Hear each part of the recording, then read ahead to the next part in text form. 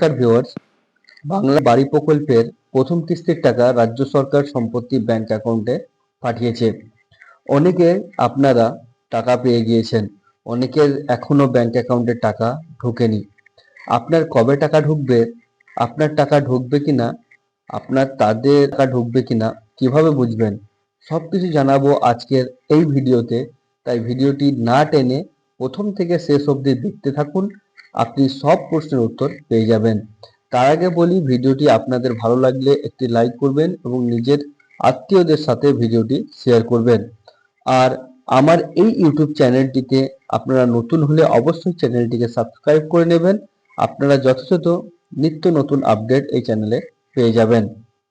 বর্তমানে যারা বাড়ির টাকা পাবেন তাদেরকে রাজ্য সরকার মেসেজের মাধ্যমে জানিয়ে দিচ্ছে আপনি টাকা পাবেন কিনা পাবেন। সেই মেসেজে কি বলা হচ্ছে সমস্ত কিছু বিষয়ে আজকের এই ভিডিওতে আপনাদের সামনে তুলে ধরব। মোদী সরকার কথা রাখেনি আবাস প্রকল্পের টাকা দেওয়ার ক্ষেত্রে।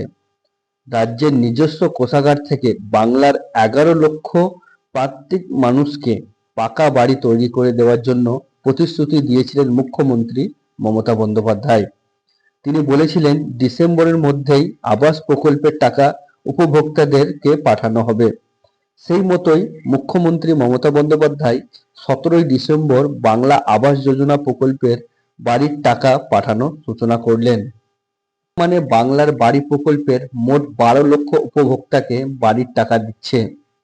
11 লক্ষ উপভোক্তা আবাস প্লাস লিস্ট থেকে নেওয়া হয়েছে। বাকি 1 লক্ষ উপভোক্তার নাম যাদের ঝড় বা বৃষ্টির কারণে ঘরবাড়ি নষ্ট হয়েছিল তাদের থেকে নেওয়া হয়েছে।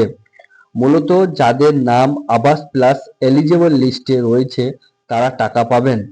গিভেন্স লিস্টে যাদের নাম রয়েছে তারাও টাকা পাবেন। প্রাকৃতিক বিপর্যয়ে ক্ষয়ক্ষতির লিস্টে যাদের নাম রয়েছে তারাও টাকা পাবেন। এবার কথা হচ্ছে আপনার নাম কোন লিস্টে আছে তা থেকে আপনি টাকা পাবেন কিনা কিভাবে বুঝবেন। বর্তমানে যে 12 লক্ষ উপভোক্তাদের বাড়ির টাকা দেওয়া হচ্ছে তাদের নামের তালিকা প্রতিটি ব্লক অফিসে অর্থাৎ বিডিও অফিসে পাঠানো হয়েছে। ব্লক অফিসে নোটিশ বোর্ডে জনসাধারণের জন্য বাংলার বাড়ির ফাইনাল লিস্টটা টাঙিয়ে রাখা হয়েছে। আপনাদেরকে সেই লিস্ট অফিসে গিয়ে চেক করতে হবে, দেখতে হবে বাংলা আপনার নাম রয়েছে কিনা। যদি আপনার নাম থাকে তাহলে বুঝে যাবেন আপনি বাড়ি তৈরির জন্য 1,20,000 টাকা এইবারেই পেয়ে যাবেন। এবার রাজ্য সরকারের পক্ষ থেকে যেসব উপভোক্তাদের নাম লিস্টে রয়েছে তাদের সবারই মোবাইলে একটি SMS পাঠানো হচ্ছে। তা কিসের এই SMS তা জানবো। রাজ্য সরকার এর তরফ থেকে যে SMS পাঠানো হচ্ছে সেটি আপনাদের মোবাইলে চলে আসবে।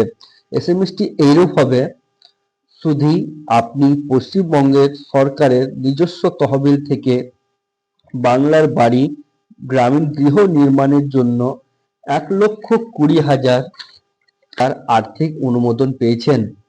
শীঘ্রই প্রথম কিস্তির 60,000 টাকা পাবেন। প্রেরক পঞ্চায়েত ও গ্রাম উন্নয়ন দপ্তর পশ্চিমবঙ্গ সরকার। তো এই SMSটি এইরূপ হবে। এবার কথা হচ্ছে যদি আপনাদের কারো এই SMSটি না আসে তাহলে কি আপনারা আবাস যোজনার টাকা পাবেন না, এরূপ অনেকের ধারণা হতে পারে। তার পরিপ্রেক্ষিতে বলবো SMS না আসলেও আপনি বাংলার আবাস যোজনার বাড়ির টাকা ব্যাংক অ্যাকাউন্টে পেয়ে যেতে পারবেন। তবে আপনার নাম ফাইনাল লিস্টে থাকতে হবে। আপনার নাম ফাইনাল লিস্টে রয়েছে কিনা সেটি ব্লক অফিসে গিয়ে চেক করতে হবে। যদি ফাইনাল লিস্টে নাম থাকে তাহলে আপনি টাকা পেয়ে যাবেন। এবার জানবো কবে থেকে বাংলা আবাস যোজনার বাড়ির টাকা ব্যাংক অ্যাকাউন্টে ঢুকবে। প্রথমেই বলেছি যে রাজ্য সরকার 17ই ডিসেম্বর 2024 তারিখ থেকে বাংলার বাড়ি প্রকল্পের টাকা ছাড়া শুরু করেছে। টাকা দেওয়ার লাস্ট ডেট 30শে ডিসেম্বর 2024 এই তারিখ পর্যন্ত, এবং এই সময়ের মধ্যেই আপনাদের ব্যাংকে টাকা ঢুকে যাবে। তবে মুখ্যমন্ত্রী মমতা বন্দ্যোপাধ্যায় সকলকে আরো 3 থেকে 4 দিন অপেক্ষা করতে বলেছেন। তার মধ্যেই অধিকাংশ উপভোক্তারা ব্যাংক অ্যাকাউন্টে প্রথম কিস্তির 60,000 টাকা পেয়ে যাবেন। তো এই ছিল বাংলা আবাস যোজনা বাড়ির টাকা পাওয়ার একটি গুরুত্বপূর্ণ ভিডিও। এই ভিডিওর মাধ্যমে আপনারা জানতে পারলেন কবে থেকে রাজ্য সরকার বাংলা আবাস যোজনার টাকা আপনার ব্যাংক অ্যাকাউন্টে পাঠিয়ে দেবে। আশা করছি ভিডিওটি আপনাদেরকে ভালো লেগেছে। ভালো লাগলে অবশ্যই ভিডিওটিতে একটি লাইক করবেন। চ্যানেলে নতুন হলে অবশ্যই চ্যানেলটিকে সাবস্ক্রাইব করে পাশে থাকা বেল আইকনটিকে অল করে রাখবেন, যাতে নিত্য নতুন ভিডিওর নোটিফিকেশন আপনি পেয়ে যান। আর এই ভিডিওর আত্মীয় প্রতিবেশীদের সাথে শেয়ার করবেন, কারণ তারাও যেন এই সম্বন্ধে জানতে পারে। আর এই সম্বন্ধে আপনাদের কোনো মন্তব্য থাকলে অবশ্যই কমেন্ট বক্সে কমেন্ট করে জানাবেন।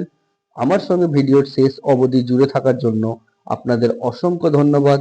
ভালো থাকবেন, সুস্থ থাকবেন। নমস্কার।